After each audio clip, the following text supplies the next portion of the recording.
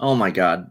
This is why, guys, this is why you can't have me do this without Geek. I need Geek. Shout out to Geek's mom, who he's out he's out partying with. But yeah, sorry about the audio thing here. I always forget to add myself to the stage, so apologies, guys. Anyway, uh let's start over here. Hi guys. Larson, favorite to win this thing by quite a lot. He was like 5.5 last night. He's up to 3.6 right now. Should be higher than that. I think he's like plus 300 on some places. But yeah, we're back. How you doing? Kansas, the best fucking race of all time. Not of all time, but right now. The best track currently. We're coming here from Texas, which is like the worst track. So let's get this started over again. I feel kind of silly here. Forgot to add my audio, but yeah, like I was saying, the books are giving Larson just a huge favorite, implying like 80 lead laps on the different prop sites. You've got like Reddit coming in, I guess, as the second favorite, not odds wise, but he's the only one getting the props here. So you've got Larson, who's going to be massive chalk, I'd imagine, off of the pole at a track that really rewards good speed. So like what I was saying with the correlations here earlier, this is one of the highest overall correlating tracks because just good speed shines through. You see a lot of a lot of similar tracks where that is the case, where just guys with fast cars who can get around on multiple grooves are great at moving forwards. I wanted to look at Las Vegas from this year and Michigan from last year. I think there are some tracks that are really, really similar. Michigan, if you're fast, you can move forward kind of easily, and it sort of sorts out by overall speed. And then Las Vegas this year has the moderate tire wear, sort of like how Kansas has, and is probably just the most similar overall track. I mean, Homestead to a lesser extent, and then Darlington are also kind of similar. It's just they're more tire management focused, as where Kansas is a bit more moderate. You still got the outside groove that's really fast, and multi groove racing where overall just speed shines through. You want the long run speed in practice, and like I was saying, Kyle Larson was in the slower group in practice, or at least the group that had the less of an advantage. Like the A group was faster, as you can see from these guys' speed here, but the B group had the better driver, so kind of equaled out in that sense. But Larson still managed to dominate practice, even from the B group, very clearly, with Byron and Reddick being the two runner ups there. But you've got Blaney and Hamlin as the two odds on runner ups behind Larson here, but a significant gap, of course. Blaney with his just long run speed over this whole season. Hamlin with his track history here. That's extremely good. So anyway, let's go back to the DK averages by start here. Again, sorry you couldn't hear me earlier, but yeah, you can see that this doesn't have as big of an advantage to the pole sitter as we see at some other intermediate tracks because the passing here is so freely available. And qualifying doesn't necessarily guarantee that you're going to lead a bunch of laps, because it's not like Texas where it's like single groove and you can just kind of block people. The last few races we've had Bell, who hasn't necessarily had the fastest car, but just has that qualifying line he uses to get around. He's won the last 3 poles, and each time he's kind of faded back into just being like an okay play. So these pole sitter numbers are, I guess, a bit nerfed because of Mr. Bell there. But Larson should have significantly higher upside in this spot than him. But yeah, if you generally qualify up high, you're going to have a pretty damn good chance at being in the optimal. And we've seen guys from the very rear also have a really good chance, good average fantasy points, and a pretty decent shot at ending up in the optimal. And we've got no shortage of those guys this week. We've got this range here: Barry, Priest, Keselowski, guys starting in the very, very rear, who are really fast cars. Kyle Busch starting 35th, Chastain starting 26th. You've even got guys like Allmendinger, my boy Ty Dillon, who are there still severely underpricing for whatever reason. So it becomes a very affordable slate. Larson isn't that expensive, really. Maybe you should be a little bit higher than this in this situation. I'm sure if they priced it after qualifying, he'd be like 12K at least. But it might be a matter of perhaps even limiting your place differential plays and kind of pushing more towards some dominators here that might separate you from the pack, and maybe the way to go, because we've seen record numbers of lead changes over the last several years here at this track. I think last year, they set a record for most lead changes in a race. We shouldn't see as many lead changes this year with Larson being so fast, but it's still very possible, and these restarts do go all over the place. I think last year in stage 1, it was pretty green, and we saw Larson work his way up and make the pass for the lead. Hamlin ended up taking the lead from Larson. Chastain was in there as well. I mean, and Bell was on the poles. There are tons of leaders just in stage 1. And speaking of stage 1, we have our stage 1 props here. Kyle Larson plus 150. That's like a humongous for the average stage winner. Usually they're like plus 300, plus 400 for like the pole sitter. Plus 150 is huge, massive. But then you got Bell starting third at plus 450, Buescher starting second at plus 500, Reddick starting fourth at plus 550, and then Byron starting seventh, 750, Ryan Blaney starting 10th at plus 1,000. And we've also got Denny Hamlin starting, I think, like 14th, also plus 1,000. Logano at 5th, plus 1,100. Then Ty Gibbs, who I think is starting 6th, plus 1,400. Those are your favorites to win stage 1. It's kind of all over the place with these guys.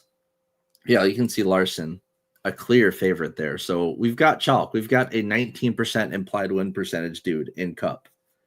So what do we do with this? I mean, not really sure. I mean, Larson, obviously, like he becomes like a cash game play for sure. With the number of lead changes available, that kind of favors other people, but with speed shining through and just Kansas being Kansas, really makes you want to play Larson. He just has the fastest car on the track. Is it 3 times better than like a Reddick who's got like 1/3 of his ownership? That's debatable. And that's where we can, look at leverage on the slate and whatnot. But that's kind of what we're going after here. So let's start over with this historical tab, going race by race, looking at last year's fall race. Ross Chastain. You had Bell on the pole, lead 122 laps. Very respectable. Finally got, a good finish starting off of the pole here. Yeah, end up as the second most optimal. Chastain starting in 20th, worked his way up to the lead, led 52 laps.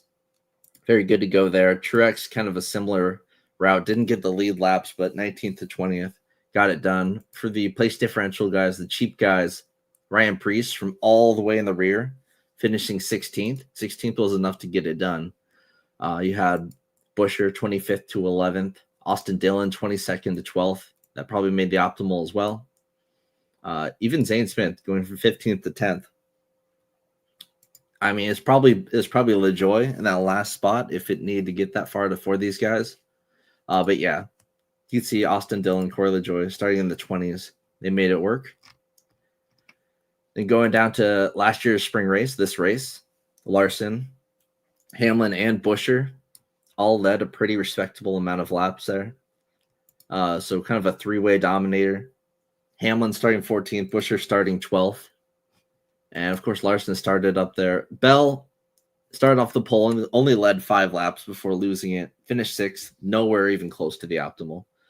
Keselowski going from 30th to 11th, moving on up. John Hemson Nemechek 29th to 13th. That got it done. And Gilliland was probably the other guy you needed, 25th to 14th. So another nice little mix of guys from all over the place.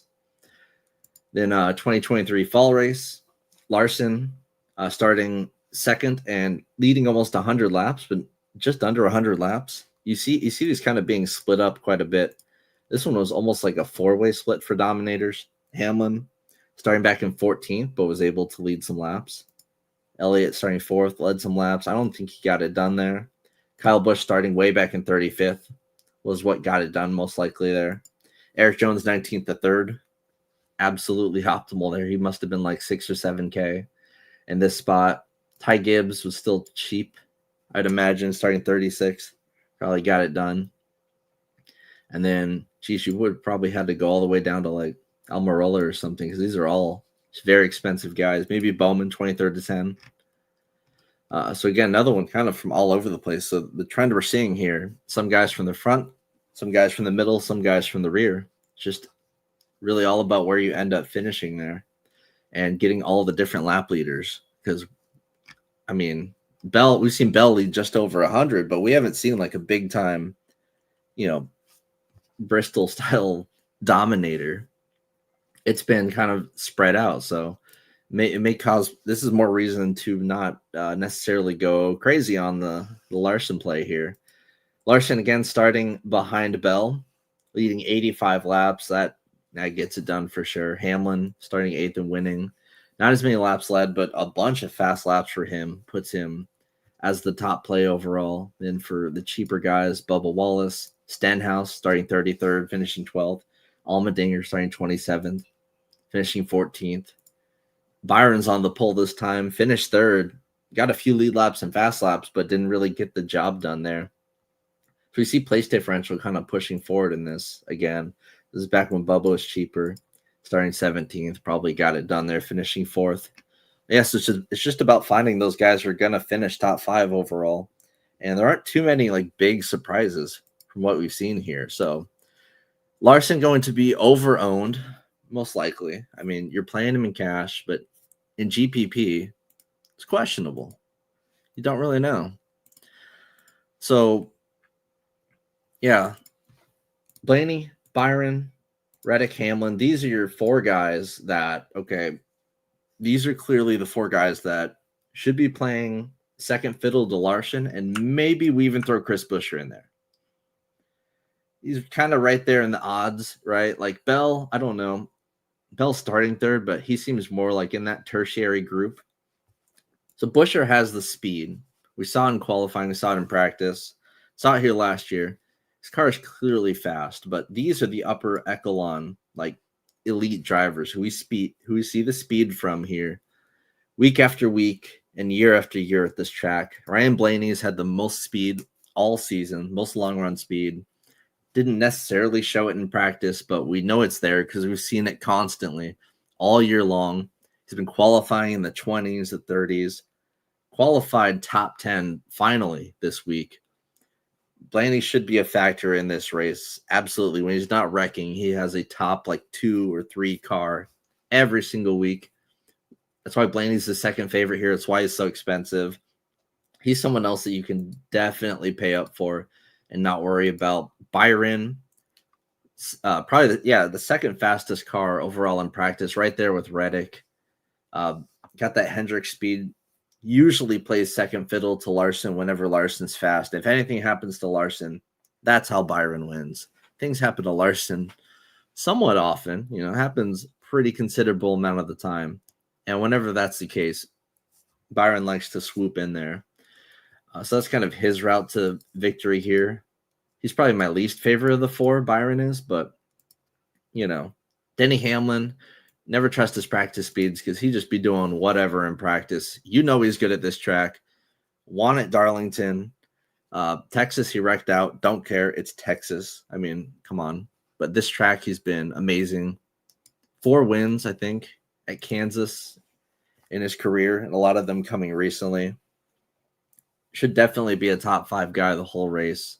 Starting back in 14th, it doesn't really matter moving forward. And then you've got Reddick, who the prop sites are treating as the second favorite. Not necessarily the odds makers, but he's like right there.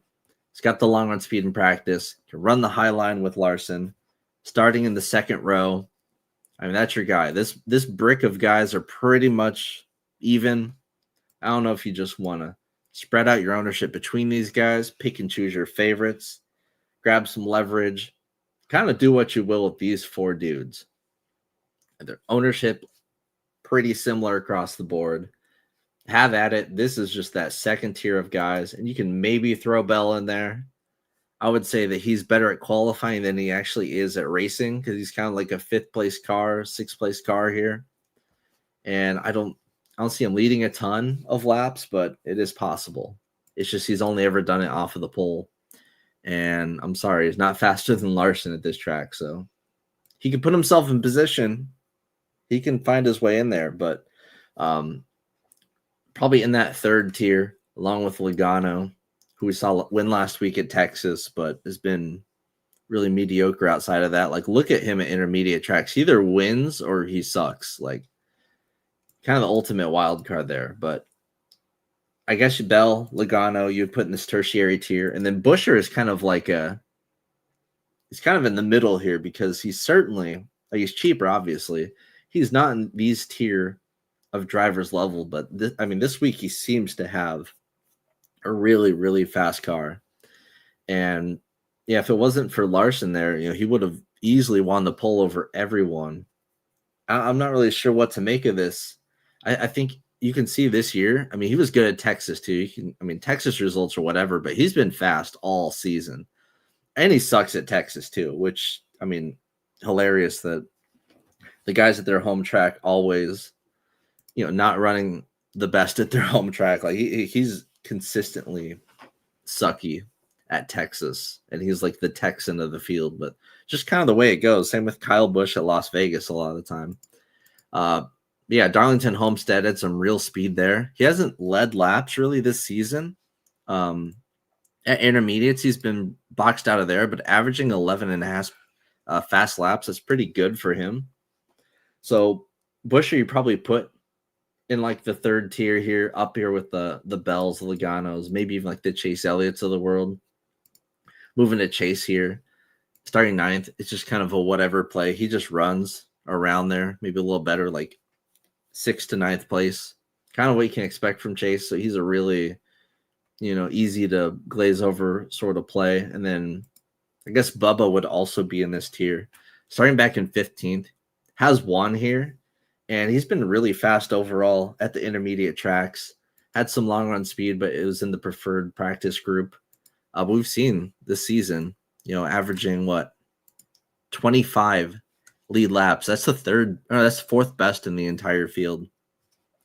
Averaging six fast laps. That's not quite as good, but he has been able to put himself in position at places like Homestead, Las Vegas, or no, it was Darlington. It was Las Vegas. Yeah, Las Vegas. He was leading some laps before he got taken out there.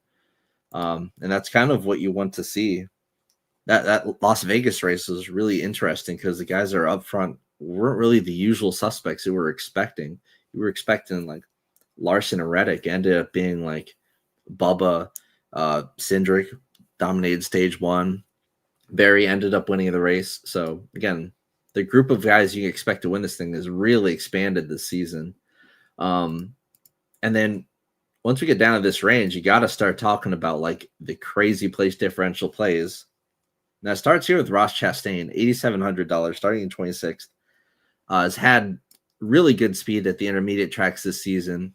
Winner last time we were here in the fall. Starting back in 26th. Going to be pretty popular, but he's not starting back in the 30s like some of these guys. And there are guys cheaper than him starting further back. But Chastain has a lot going for him here. Then Kyle Busch, who does not have a lot going for him. RCR has been really underwhelming. Like you could almost argue that Austin Dillon is better at intermediate tracks than Kyle Busch at this point of his career. But starting back in 35th, what more is there to say? Just a cash game play, $8,300, pretty cheap price for Busch here. I would say his upside, like all these guys kind of have their problems, and Kyle's problem is that he's not shown any sort of top 10 speed in the intermediate track package recently.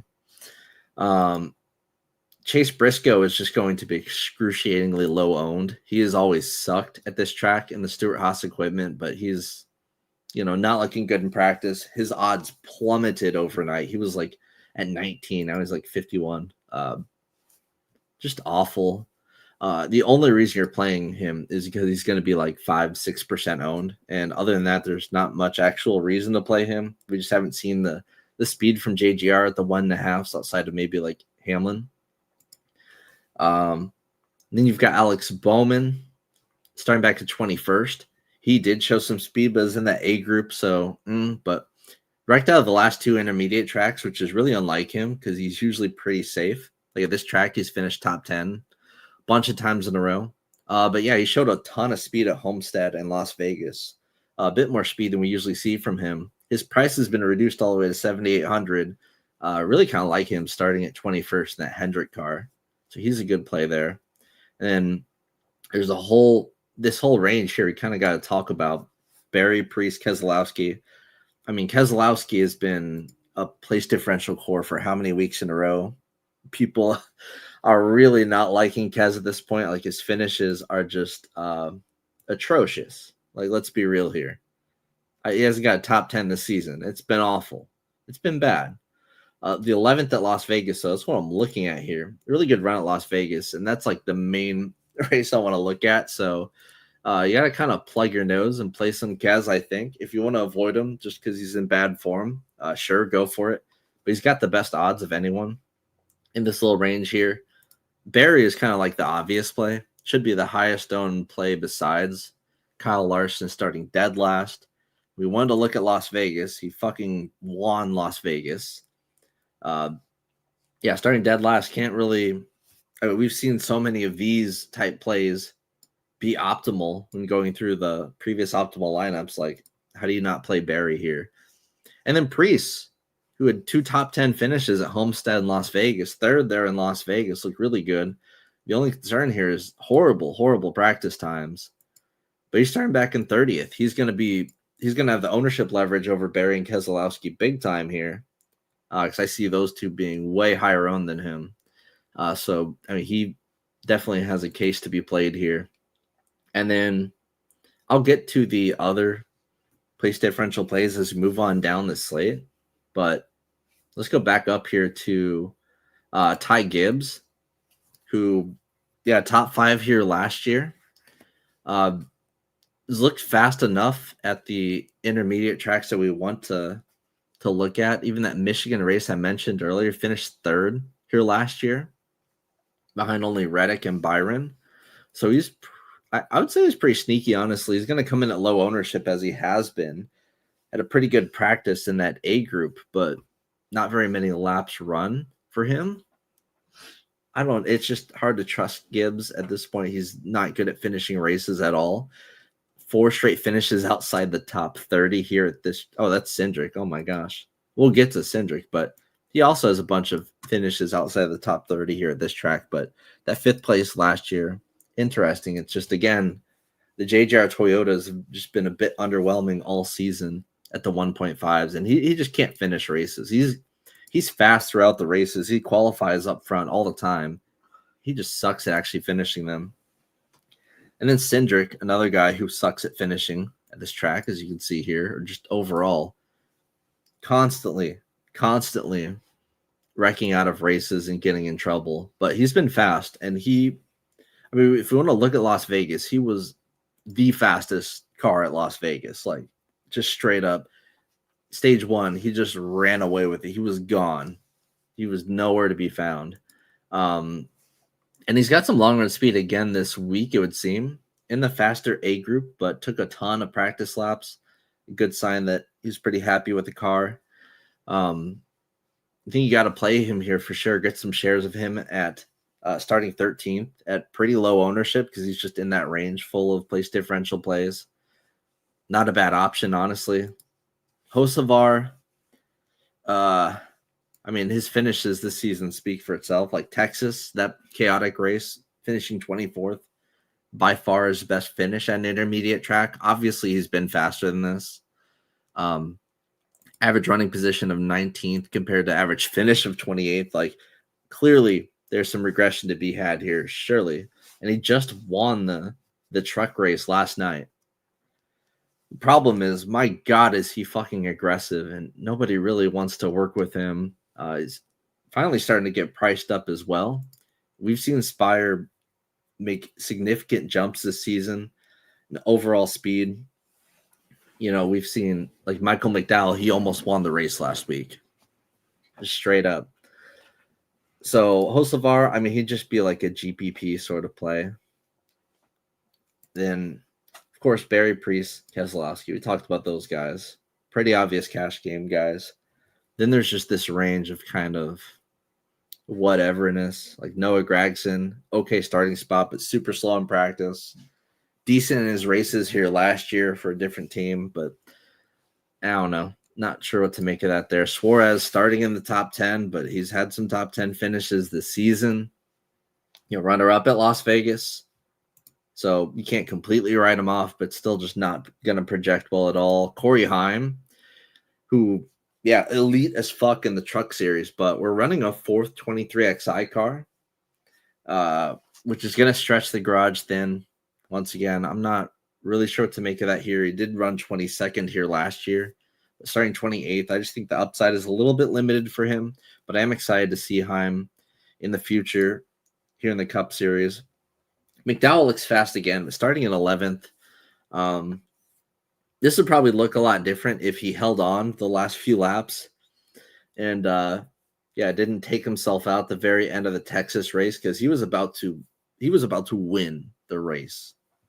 I mean, I think you got to play him just a little bit off of that. He's going to project like shit, but man, I mean, he was literally about to win. Granted, it's Texas. I don't want to look too much into Texas because it's such a stupid and silly race, but I mean, there's something to be said about that, I guess. And Eric Jones, also another guy, highly impressive at Texas. Top 5 finish there. Had a top 5 finish here back in 2023 in the fall race. Finished 3rd. Not seeing anything from him in practice. He looked pretty bad, but starting in 16th. Usually this is just a safe Doris unfriend type play.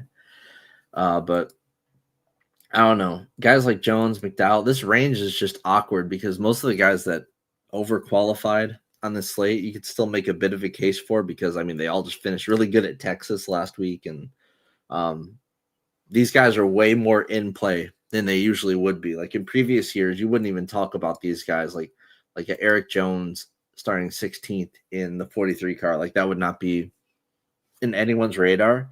It's just with the parity and with the overall, just the next gen car and how it's been running. Can't really cross anyone off. You need to, you have to, but like if Eric Jones goes out there and puts up another top 5, it would be surprising, but it would not be astonishing. Like it's totally possible in this car. Austin Dillon, not bad at all at this track. Like a constant, like top 12 dude. Had another good run last week at Texas.